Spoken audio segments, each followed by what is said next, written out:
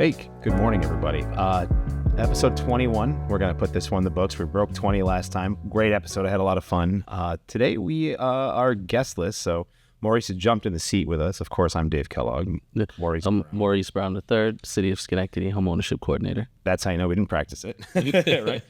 We have some data today I want to dig through about our local market. Just I don't want to call it filler, but I think we don't get nitty gritty on some of the details on some of our market stuff. And you have a couple items outside of this that we're going to talk about, including, hopefully, discussion on our comprehensive plan, or at least an allusion to that. Well, actually, it'll be interesting. Well, I'll touch on what's going to be coming up soon. Cool. But definitely, let's get into the market. So far, just give us our updates market-wide for the Capital Region. Market-wide for Capital Region. Okay. So that's going to be on this one. So the newest market-wide I have is for quarter one, right? It's really interesting to see that as we talked just before the cameras came on, we're up 3% in new construction. And why that didn't make a big difference to me is there's 588 new construction sales in the Capital Region, so the greater Capital Region. So 3% is not a big change. And I think because that's why it was a question for me. I didn't consider 17 more. Yeah, 17 more. But when we talk about existing homes, so not brand new, not the first one to open the door and flush the toilet and cook a turkey, whatever, we're down 9.3%. That difference is, in fact, 1,006.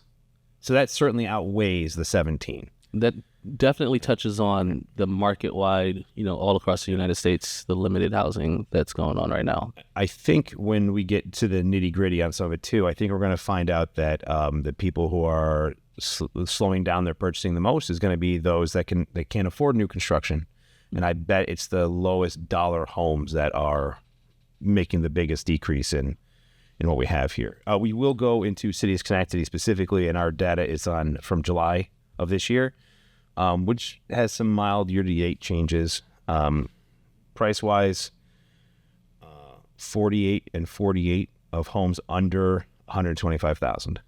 So on my page 3, sorry you guys can't see it, 48 homes have sold in the first quarter. So in 3 months, we're looking at 16 homes a month that are below 125. So if you're a first-time home buyer, you're probably in the 125 to, let's say 100 to 200.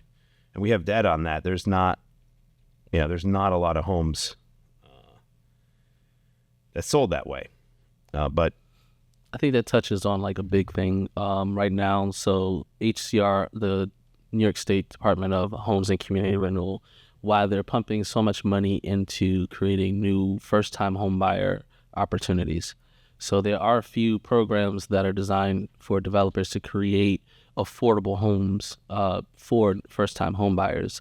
In general, I think those processes sometimes take a while to come into fruition. I think there's a few projects locally with the Legacy Cities, which is essentially Legacy Cities Access Program was one where the state essentially gave money for homes that are associated with the land bank, where that developer is going to rehab the home and offer for what's considered an affordable price. So in that low 200 or in that $100,000 range. Yeah. So that program, I know in Amsterdam, they have several properties that they did and are available for it. I believe in Albany, the same for that one. In Schenectady, there's another program that was taken advantage of, which is the Affordable Home Ownership Opportunity Program. Those are new builds, new construction. Those are the ones that have the big sign out there with the New York State symbol and said like partially paid for or... Yeah. Okay. Yeah. Yep. I've seen those. I've seen Amsterdam. I think I saw one in Gloversville as well. I'm not sure about Gloversville, but yeah, probably. And it's a statewide program. So, and then we have 23 land banks in the area. So all of those land banks are tied. But Steve Strickman is our favorite. Yeah. Okay.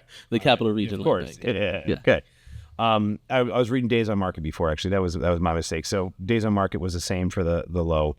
The thing that's really scary and how fast things are going is the 175 and up, 25, 23, and 30 days on market. So less than a month on market which is incredibly fast.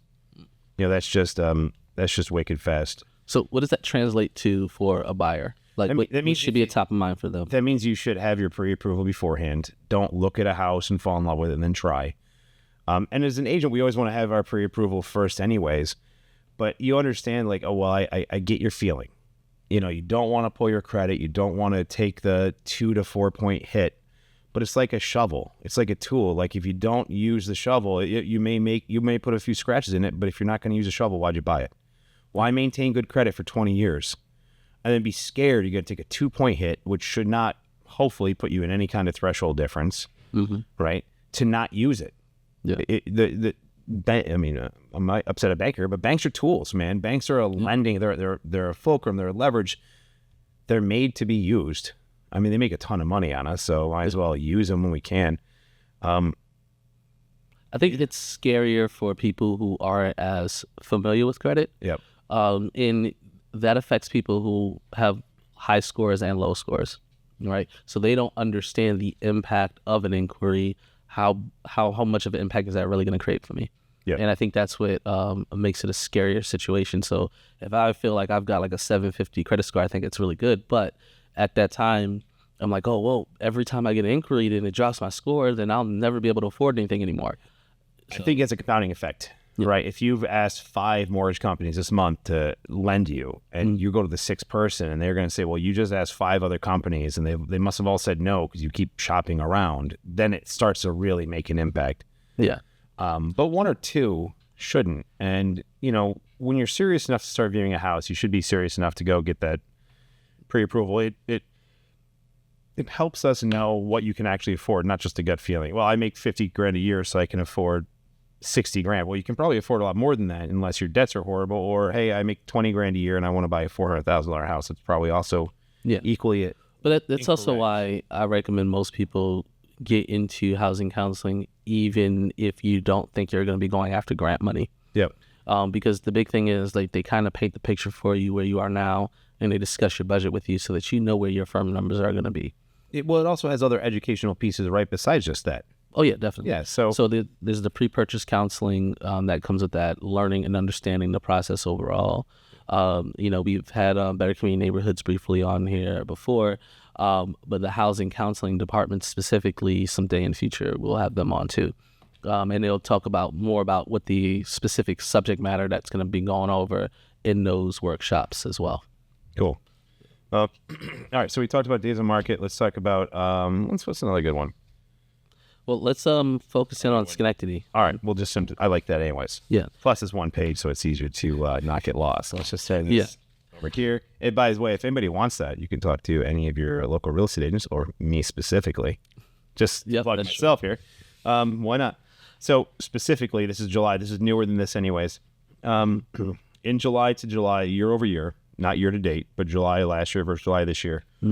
A lot of big changes, actually. New listings went from 68 to 51, so down 25%. Closed sales, bigger hit, 58 to 37. July was a slow month, specifically compared to last year. Dollar amount, $1,000 difference. List price, 0.2% increase, so it went from about 3% to 3%, basically. Days on market till sale went from 12, which is stupid fast. Like, no one enjoys that.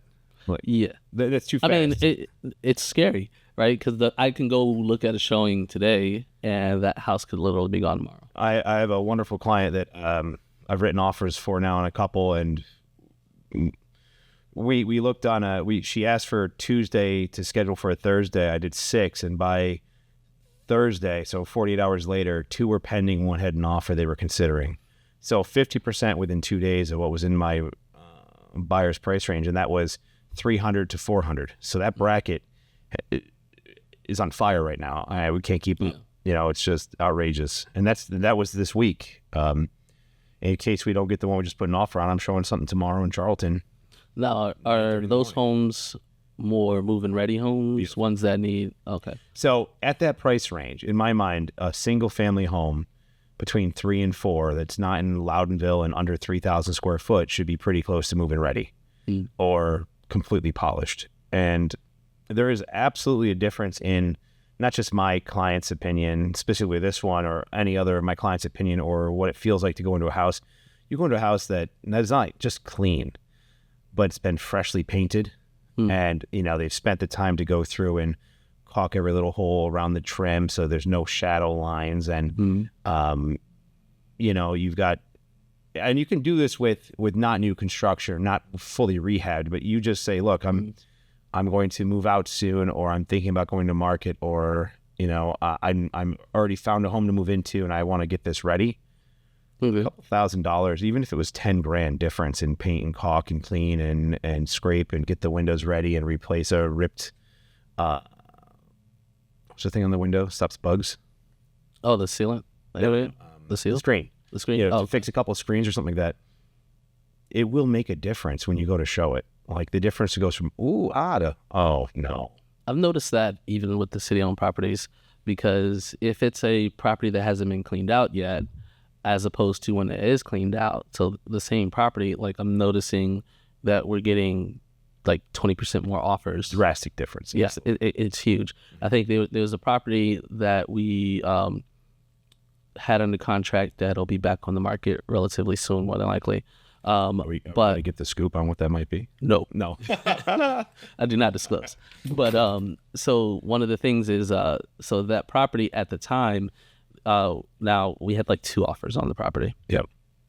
But it's 2 offers, and it's actually a relatively decent property comparatively to some of the other ones. But we got a good offer, but we only got 2 offers, right?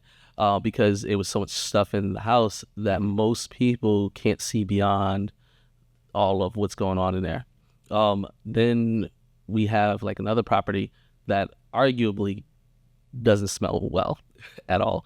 I've been in a couple. Yeah, and but is relatively cleaned out. And that property we got 20 offers on. And those, so I know which one that is.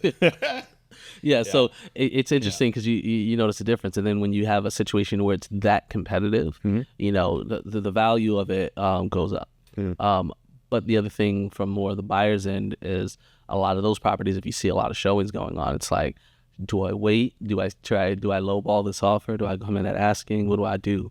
I think is like some of the questions I get asked the most. I use escalation clauses for a lot of that to answer my question, to answer a question that someone might have. And what is that? Well, we'll get into that when you give us a call. Looking at you guys. But it's like, hey, I want to both be fairly priced, what makes sense. And then it's like, okay, what I tell my clients is if you paid a penny more than this, tell me the number you wouldn't want. So if it's $100,000 and $102,004.12, we'll go at 11. Right? If that's too much, whatever. But that's how I pitch that. But if you're an investor, you should stick with your numbers, man. It's so easy to fall in love with something and see the potential and see it, and then your heart starts to negotiate your numbers up. And then when you're buying the flooring and buying the siding and you start up here, your wallet takes a hit for what your heart made you buy. Yeah, and that usually hurts your stomach too. Yeah, at the end of it, yes, absolutely. Yeah. All right, so we talked about new listings down 25% July, 36% down in closed. So it went from 58 to 37. I want to now look at I think we nitty gritty the July. Let's talk year to date. New listings down 7.5%. It's not a big deal. It doesn't bother me. 18 and change % down on closed sale. That's a big difference. That's a big difference. What do you think that's from? So does that mean that it's taking longer for things to close, or does that mean that, like, what do you think from your perspective is actually affecting that difference? I have seen this in 2 ways for what was happening during the summer. I have seen the ugly ducklings on the market that have title issues. I've seen stuff. We're on contract on a house on Columbia, and it was owned by a church, the religious LLC or something like that. So like a religious entity, and the only person in the LLC passed away, and the property wasn't disposed of like in a way that makes sense. And now the current owner, the wife, is trying to sell it, and we have to go to through the judicial process to get permission to sell this outline, like a hanging chad, if you will, if you're old enough to know what hanging chad means. I am not that old. Sorry. I am, right? So the things that, are nearly punched through, but it's not finished, that's where we are fixing some stuff. And it's going to take time, you know? So it could just be, hey, a ton went under contract at that time, but it just didn't close. And you don't close in July when you purchase in July, right? You're talking half of May and all of June are probably closing in July. Okay. So maybe it was just a terrible month in those months, right? But when I look at the year to date and I'm down 20%, it's a bad year. Yeah. You know, but I don't think interest rates came down a lot for the second quarter. So they came down. They're on their way back up, right? There's, I think we're almost a half point higher than our year low. Okay. So we had a really nice dip once or twice this year, and I don't know if it'd be worth refinancing for a point or half point. Yeah, probably not. But it should get you off the couch and say, I'm ready to go. Yeah. And I don't know how much credence, how much effort or weight I give a election year. I don't know if that, I'm sure for some that makes a difference. For me, it doesn't. It doesn't for me either. But if I was promised 3 or 4 drops in rates and I saw one, I'm like, oh, it's happening. I may hold out. No. But a promise is only as worth what it ends up being. So we should, I've been told 100 times, and I'll repeat it. You date the rate, you marry the house. You find the right house. Maybe you don't cash flow on it as much as you want it because you're a half point higher or something, but you give it time, it doesn't matter. And if it's not a single family, rates go up and down. We've seen them go up and down. Yeah. I'm sure I've told this story. My parents were buying the farmhouse where I grew up, and they said, buy it on Friday, close on Friday, because if you don't close on Friday, on Monday, it goes from 19 to 21%. It's a 2-point swing in 2 days. Yeah. Now, it gives you the era of when they were buying, I think it was like late 70s or something, but yeah, that's a huge difference in how that market worked as today's market. I think more people get obsessed with rate, and I think that's probably part of the concerns a lot of times. But I think, I'm more so thinking it matters more about what is your actual monthly payment. Is that more or less in your rent right now? I agree with that, but let's take cash flow out of it for just a minute. Let's pretend cash flow doesn't matter. Of course it matters, but let's pretend it doesn't. Imagine if you bought back in like 2015 when rates were low, but let's say they were 7 or 8%, and you bought 10 properties in Schenectady in 2015. Okay. Would you care so much that you went from a $300 a month cash flow to $100 a month cash flow when your properties have 4 times their value in 10 years? Yeah, I don't think anybody would. I mean, geez Louise. I mean, so sometimes, cash flow is the only thing. We've had Jason George from Real Property Manager on here talking about people buy houses up in Saratoga, and they don't do it for cash flow, they do it for equity gains. Because you may lose money, but if you gain $100,000 in value a year, but you're losing $200 a month, you're making $96,000 in equity a year once you've subtracted the cost of ownership. $100,000 a year is a good job, bro. Yeah, I mean, I don't make $100,000 a year, so I'm working my tail off. I'd like to get in the double digits again, Yeah. So, and I'm gonna quote when I talk to my kids. This is maybe why, but all markets recover. There's always up and downs. Yeah. But and if you don't like some of the numbers you're seeing in Schenectady, there's outlying areas. There's always more expensive areas, and there's always cheaper areas. So we have flexibility. But I think the limit on how many homes are actually available for people to purchase strongly affects a lot of this. Well, we had in listing year to date, we're only down 27. Yes. But we're down 60 in the actual closings. So it's not like there's not choices, but it seems like they're failing to sell, or we're trying to buy and something is in the process that's preventing a sale. Okay. Right. And I'm sitting on title issue on a couple of them. One's the city of Schenectady. We're working on that. I'm excited that I think we're coming to a closing on that. The other one, they asked for a timeline. I don't have a timeline for them. It's just as the process is. So when you get to the bottom of the jar, you get what's left. But I think that hits the market enough. There's still plenty to buy. There's still plenty to sell.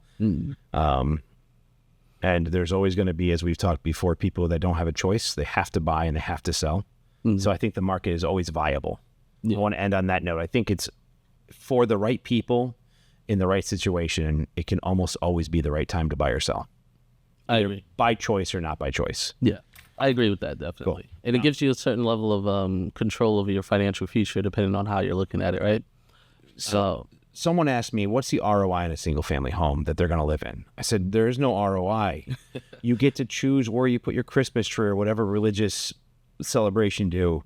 You get to know where you're going to open what you're going to cook for Thanksgiving and what oven you're going to use and what table you're going to put it on and what room you're going to put it on, because a landlord's not going to push you out because his family's coming back from wherever. Yeah, no, that's true. That freedom, that housing freedom, I mean, it sucks because you're stuck in a 30-year mortgage most of the time and taxes go up and insurance goes up. But look at the other side of what knowing what your next 30 years could be. Or forever. It could be generational wealth. You give the house to your kids, or for those without kids, give it to the cat. I think that's that's one of my one and only. There you go. There's one. So I think it's definitely what value is to an individual changes if you're like an investor or if you're someone who's going to live in the house, right? And I think it also ties into like whether or not people are looking for more of those move-in ready situations, whether or not they're looking for more of a fixer-upper. And fixer-uppers have grown into like this huge market. It's on its own, right? Because you have some properties that only the skeleton is good. And then you have some other properties where, a couple of brushes of paint and I'm good to go. And then now we have, this other market of the new builds where it's not as many of those, like as you mentioned earlier, like there's only a couple more each time. Yeah. But what is the availability to be able to do that? And is there a huge difference in the cost? As to who are they marketed to? Yeah. Yeah. I think that's definitely a big thing. I'm seeing more and more people inquiring about like the city-owned vacant land, right? Because everybody knows we have a lot of it. So like if there's about 260 vacant lots in Schenectady right now that the city owns on its own that anyone could potentially purchase, right? But the thing to consider is whether or not it has the amount of space necessary for you to be able to build a home. Yeah, we talked about use variances, yes, area variances, and just I wish I had been more successful in some of that. I want to do that again, and that's a space I want to fill for a couple like really small home new construction. Mm-hmm. But at the time, I think I was overwhelmed with other stuff. Yeah. So I think as the new year comes through, not that I want to be less busy, but if I find myself less busy, I think I will have the bandwidth to, pursue one or two and talk about, and maybe this time next year I get to talk about the process and having been successful in having a stick build or like, was it TK Lockman? TK Lockman is one of them who's purchased a few different vacant lots. But he's putting, did he ever get those in? Yeah. Yeah, we gotta get him back. Actually, we could probably schedule some time to go see it. Yeah. Actually, I was talking to him about that not long ago. But, that's a situation where for him personally, it's easier to do a pre-manufactured home, right? So, and for our viewers, if they're not familiar, stick built, it's when you see the guys out there and they're literally building the house on the ground right then and there. Whereas pre-manufactured, your house is built in a factory, right?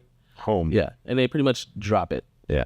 So they build the house, they drop it on site. In the city of Schenectady, you have to have a foundation no matter what. It is tough to talk about dropping because a home fell off a truck yesterday on I-90 in Albany. I did not we're stuck. know about that. So I don't know if dropping is the right word today, but let's say carefully pick up and install. And now, now the audience knows when we recorded this, that was yesterday. Right. But hey, I want to talk about chickens and trolleys. So you've got some stuff you want to talk about. Let's. Well, it's actually in the same realm of what we're already discussing. Right. So I was watching a video on YouTube, and which, like, of course, you can watch our podcast, but there's plenty of other content on there. There's more than just us. Yeah, fantastic. So it was talking about Boxable, which is like a company that Elon Musk owns.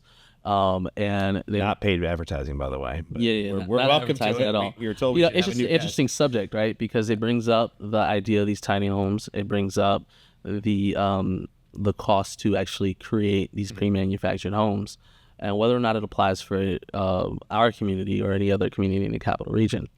So one of the things that they mentioned, and of course, I'm gonna Google a lot of the things that are mentioned in the things. Fact checking. Yeah. So they mentioned, they were like, oh, it's only $10,000. So I was like, really? I went to the website, 60. So not a huge difference, right? And if you compare that to something else, then if you can buy land, then theoretically that might be a really good situation for you. A used shipping container, 8 feet wide, 40 foot long, 9 feet high, because they make high hats that are 9 feet high instead of 8, is like $3,800.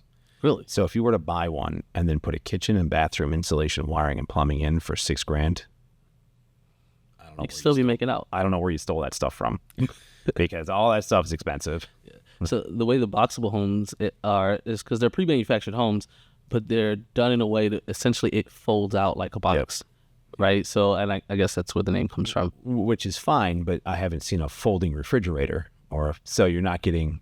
Yeah, You still gotta install certain there's things plenty no to matter do. what. Yeah. But theoretically, they said they can put it up in days. Yeah.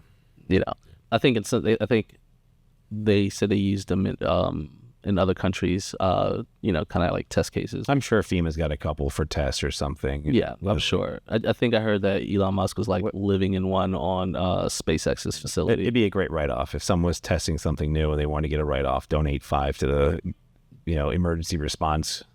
Yeah, and I think that's where the thought process is going. So those places that are hit by storms, we've had a lot of hurricanes hit lately. I have some family in the South. Some people had to evacuate, some people didn't. There's the water surge damage, that type of thing. So I think it could be an interesting concept for those situations. But I've been asked lately a lot about the tiny homes and whether or not you can build those on the city-owned vacant land. So let's talk about features and benefits of a tiny home. Why do you think people want a tiny home? I think the biggest reason is usually it's cheaper. It's affordability. Maintain. We're in a market where everything costs too gosh darn much, and our biggest expense is housing. Yeah. So if you could take your biggest expense and put it down to the same price as a car, and I think the average car loan is like $600 a month right now. Yeah, I'm at 7 with a van, so it's not like I didn't go out and buy the million, whatever. Imagine if you could pick up a house or build one for $60,000. I'm going to say 60. Let's say by the time you hook up water and sewer, let's say you're at $100,000. If you could build yourself a cute little home for $100,000 that's hooked up to sewer and water, and I can't imagine your payment on that being more than $1,200 a month by the time you put in taxes and insurance. I mean, it's definitely my rent. Yeah. I mean, it's less than how much I pay for rent right now. Yeah. So I'm going to charge more than that for the 2-bedroom. Oh, yeah. The one over on Lang Street? Yes. But that comes with, here's a quick pitch. It's hardwood floors and granite granite countertops and central air, and it comes with an office and a movie theater in the basement. Why not bedrooms in the basement? Not the head height. That's right, because we all have constraints, and if it's not 7 foot, no bedrooms. So that ties into like how are these rules created, right? Yeah. And I think we mentioned on previous podcasts before, we had our zoning officer Nora Wallace. It was great here before. Great, too. by the way. And so often when I'm asked those kind of questions, I kind of like, it would be great to answer that question. And Nora Wallace, here's her phone number, or email. Phone number, email. She does office hours. Less intrusive. Yeah, sure. I like the email because people can put their question there. And they can attach supporting documents or pictures. Yeah. Right. So someone understands what you're asking. It also gives you the chance to, if you're having let's say you're emotionally upset, right? You might fly off the handle on a phone call. But an email, hopefully before you hit send, you're like, you get all the feelings out and you're like, okay, do I delete the whole thing and restart, or just change my tone in a couple paragraphs? You're better than me. I have written a couple texts to a couple agents this week, and I have just not sent anything. Or you'll be amazed. It'd be like, thanks for the update. That is my, that's me flying down the hallway. Oh yeah, that's your read between the lines. Yes, that's it. That's it. Yeah. Thanks for the update. It's like, wow, awesome. Yeah, I know. So when people are thinking about those types of opportunities, a lot of it is whether or not it makes sense in your community, and whether or not it makes sense in your community is usually reflected in what rules govern what can be done there, right? Those rules, though, are usually created by legislators, right? Mm-hmm. They do little studies. Which can be super local, not just regional. Yes. So, like, for any municipality, it creates its own rules. So there are state rules, but then beyond that, your zoning, a lot of that is locally decided, right? So whether or not 45 feet of frontage, right? So from the street, you're looking at your house 45 feet from left to right, is your frontage that's allowable. We're at 40, I thought, in the city of Schenectady. Did that? I wasn't quoting. I was just saying as an example. All right. Because all of a sudden now I don't have any buildable lots. Let me make sure. Oh, look, Is it no, it's 45? I think it's 40 by 100. I'm gonna go ahead and bet lunch money on that. You gonna bet lunch money? Yeah. Minimum lot frontage is 40. Yep. Yes. So if it's 39 3/4 by 1,000,000 feet deep, that won't count. Yeah. And if it's 1,000,000 feet wide by 99.5 feet deep, it won't count. Exactly. Unless, of course, you get a variance. Paperwork. Yeah. Just paperwork you got to pay to file to figure out whether or not you get yes or no. The thing that killed me, and I really want to bring on someone in the next episode, or even two people, are the local firms that help with that process. Because I was working through that and trying to do it all on my own, and then I got to a point where I said, well, you need a stamped architectural drawing with, of what the house would look like on the lot with lot lines. Yeah. I did all the lot lines, I did all the pictures, I did all the drawing. It was scaled correctly. And I got one that says Merry Christmas, or the snowman, with whatever, but not the right stamp. Yes. And I did not know in the beginning of the process I need a stamp on it. So when I got to that point, I made a couple phone calls. I didn't get the responses from those phone calls I needed, and I kind of fizzled out because I put a lot of time and effort in, and you can only put so much time and effort into something and get nothing back for so long that you're like, let's just buy this 4-family, it's a 2-family kind of thing. Yeah, I think that's a huge thing.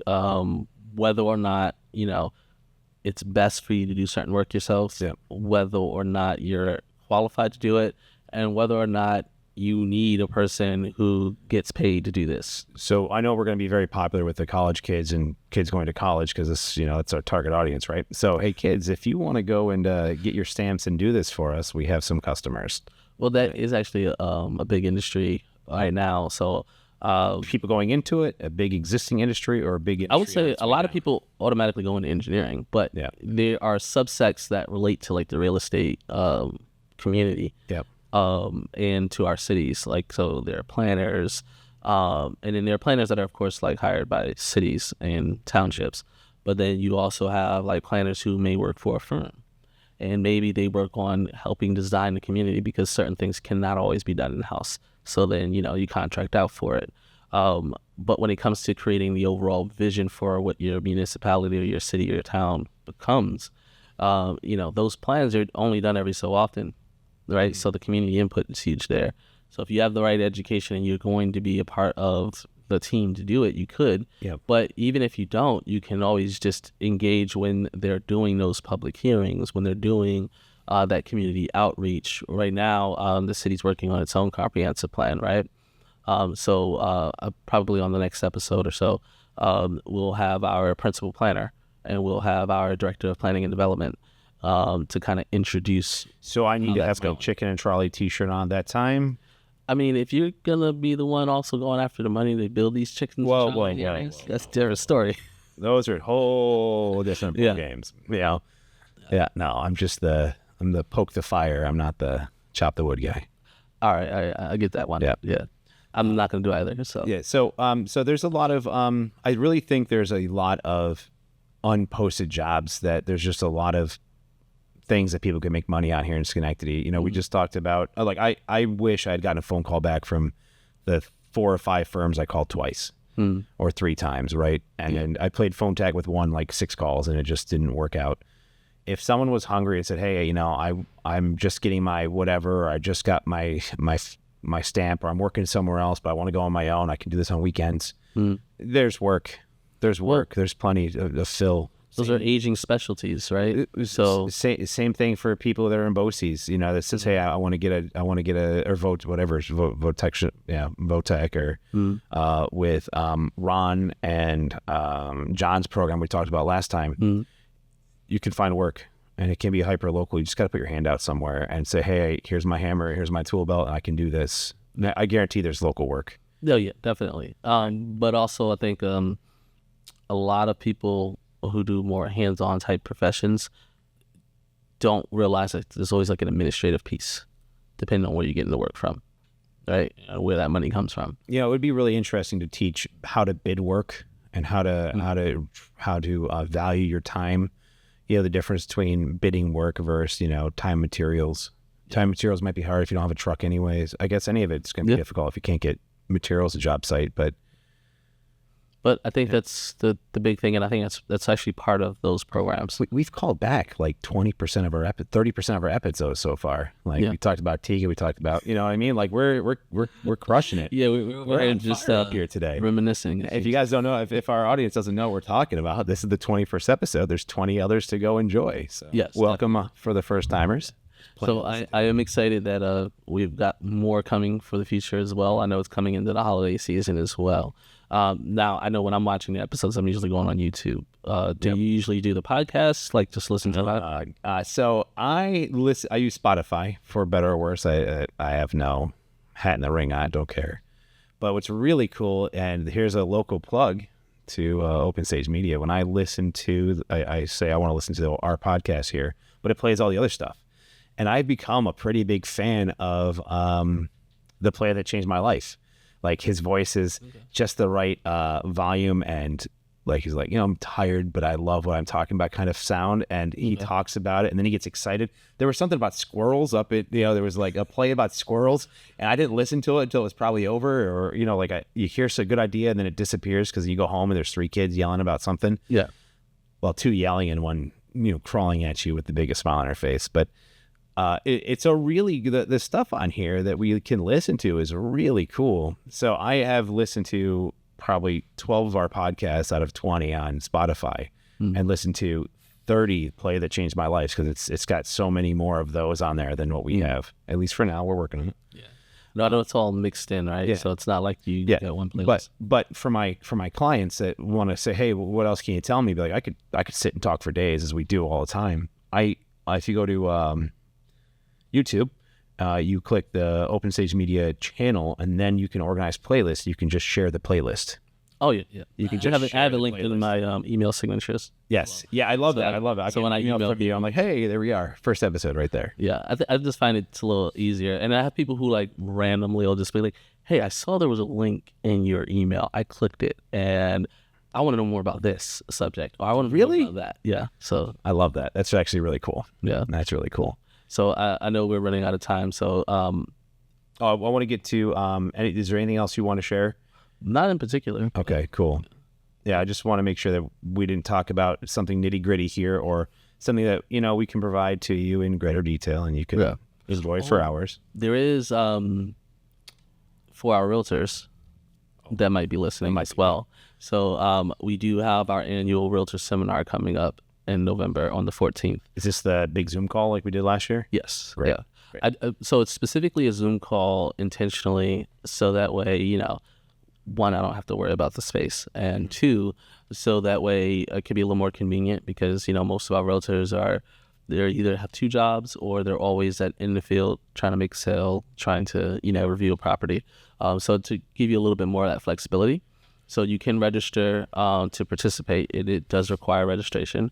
You can go right on the city's website. If you go to cityofschenectady.com/buy, it'll take you right to the landing page. You can click the registration link from there as well.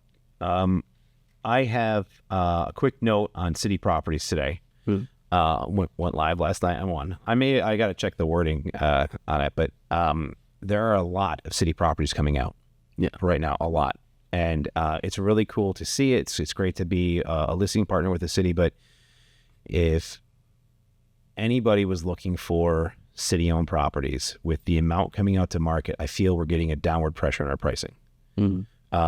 I feel like maybe we're coming back to the realm of, okay, these prices make more sense. Like after the fact, I'm going to ask you about how to do a price drop on one, because the excitement level is down from where it was in February and March.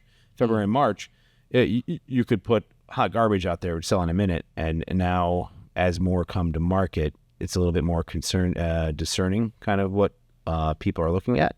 Okay. And I'm excited because as those prices drop, I hope that encourages renovators to do a better job.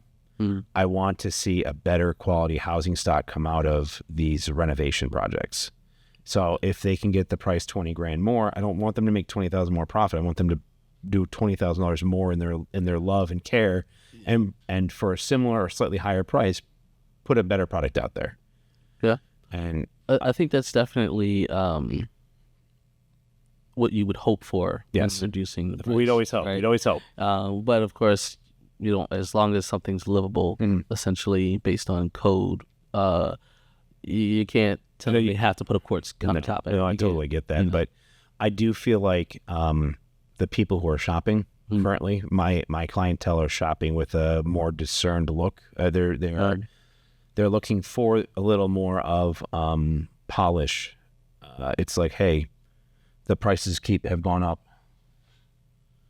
I don't know, where we're still over ask. We're 3% higher than ask price on this stuff. So it's like, if I'm paying this number, I want what I want. And with the number of closed sales dropping, I think we need to start giving the buyer that's left, that's ready to buy, more polish. I think they deserve it. So I do hope that as this downward pressure on pricing from city properties, if that is what's happening, So, I mean, that works. Each realtor who lists a city-owned property, they're responsible for, reasoning what their suggested price is. I noticed that some have different strategies than others. Of course, the city will entertain any offer submitted. So there are times where... And that's a good point. That's a good point. Yeah, so like if there's a property that doesn't have a lot of traffic on it and you submit an offer and you're the only offer under consideration, that literally means that you're the only offer that they're basing it off of. So they know how much it's listed for. Yep. They know how much the assessed value is, right? They see images of the condition of the property. So if your offer is not necessarily at asking, doesn't mean the answer will be no. That's true. So that's true. I bought one at a steep discount. I love it, but I am putting heart, mind, and soul into that building. Yes. There was something else. It just flew right out. I don't know. Maybe we'll come back to another day. Yeah, if it's important, you'll remember later. Maybe. People ask me how old I am. Like, I'm in my late 30s. I don't think it starts with a 4 yet. I don't remember. Cool. Maurice, hey, thanks for sitting here and I had fun. I know we jumped through like 13 different topics. That's because we're both scatterbrained and so we're very good at our job. Yeah. Different jobs, very good at. Yeah. Very good at. So like we'll talk forever. But it's nice to enjoy conversation. It's not. I feel like if you could only read from a sheet and not like get into other topics, I feel like that would be a very boring conversation right away.